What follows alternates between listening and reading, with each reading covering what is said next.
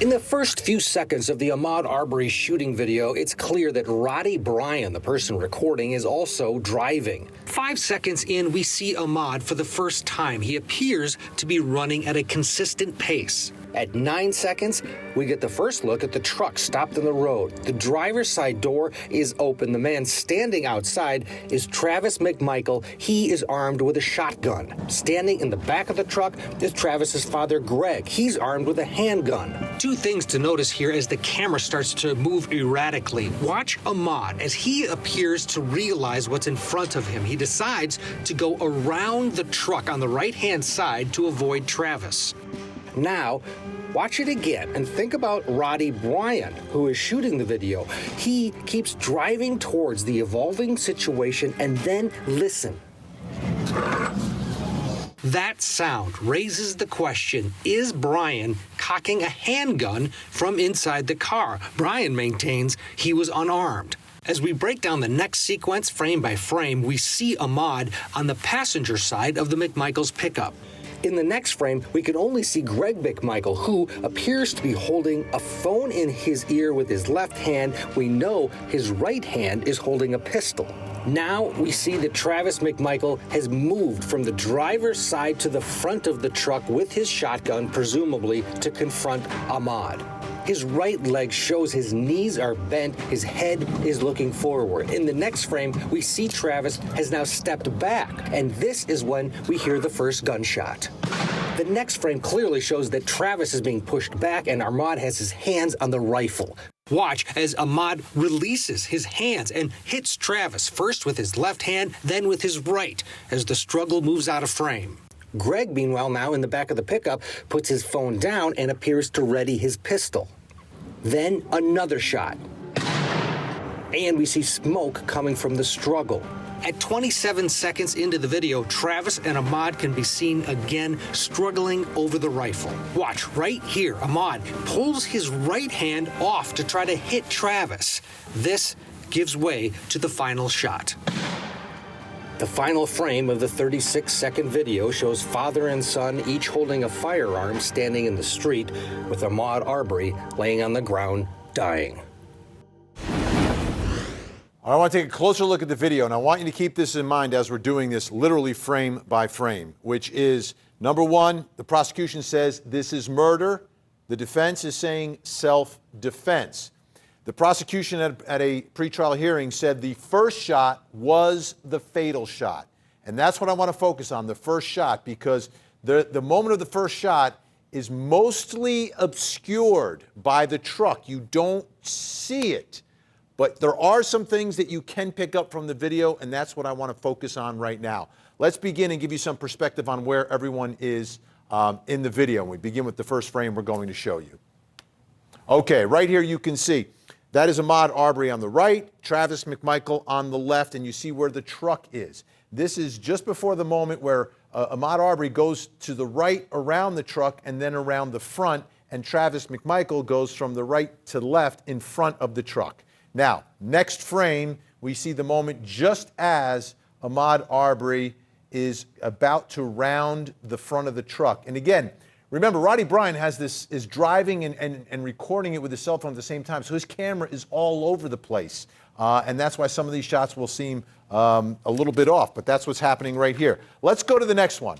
And this, I want you to focus on what's happening underneath the truck, the shadows, because you cannot see Ahmaud Arbery, you cannot see Travis McMichael, but you can see some shadows on each side. And if you look at the spotlight on the left, that appears to be Travis McMichael's shadow. You look on the one on the right, that appears to be Ahmaud Arbery's shadow. Let's move it ahead once again.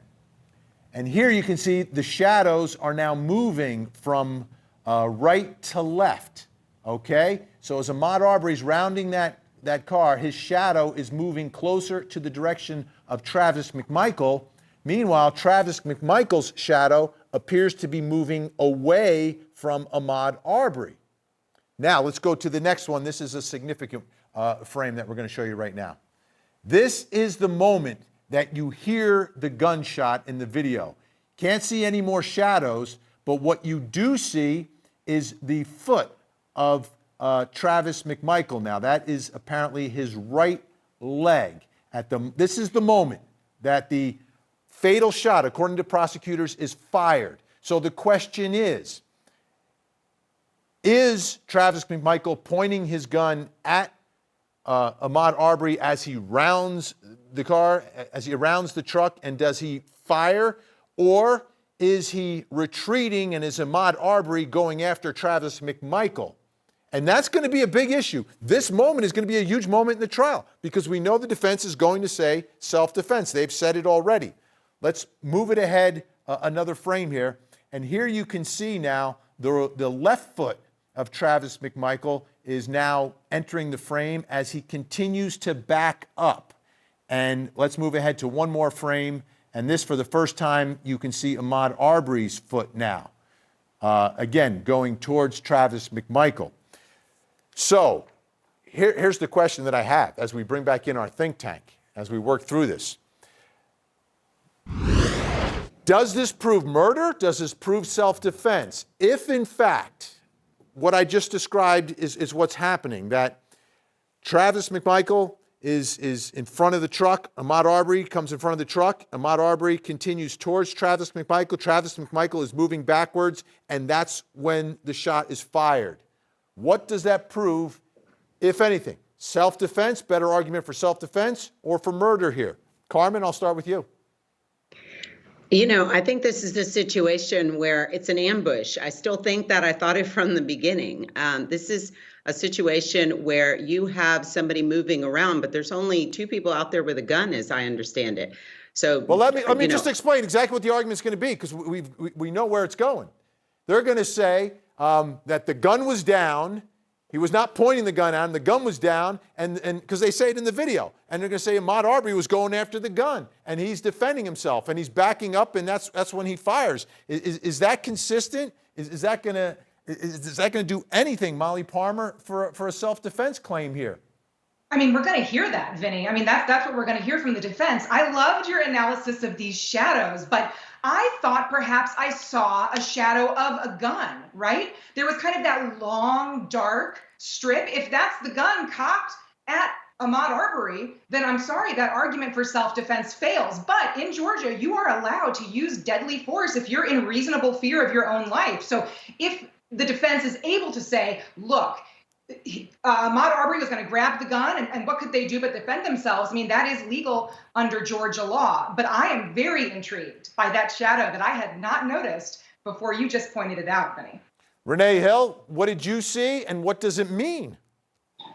I think that the video alone does not mean a whole lot, and I think that the defendants, or at least one of them, is going to have to testify that he was in fear for his life and testify to basically the account that you are giving for what we see in these still frames. Because when you take it into consideration with the fact that Ahmaud was jogging down this street, and then even as he approaches the truck, he's trying to get around them. He's trying to get away from them. So how is he the attacker here? And I think the prosecution will probably make the argument that if Ahmaud did grab for the gun, he was trying to push the gun away from his direction to avoid being harmed or to avoid being shot, not, taking the gun and possibly shooting the defendants in this case. So the video alone is not going to do it. They're definitely going to have to testify. To get their story. Carmen Rowe, we have 15 seconds here. There's body cam footage of him telling his story. Does that automatically come in? Do prosecutors have to allow it in? How is that going to work? I think it's going to come in. I think it's going to be a statement against his interest. And, again, I think this is a situation where you can't lay in wait for somebody and then suggest that you're going to use self-defense. You can't do that in Texas, and I'm pretty sure you can't do it in Georgia. And that's the problem with this video, no matter where the movements are. Great analysis. All right, we've got a lot more straight ahead. When we come back, our 13th juror question, wild chaos breaking out at a Walmart in DeWitt, New York. Why did things escalate? We'll talk about it when we come back.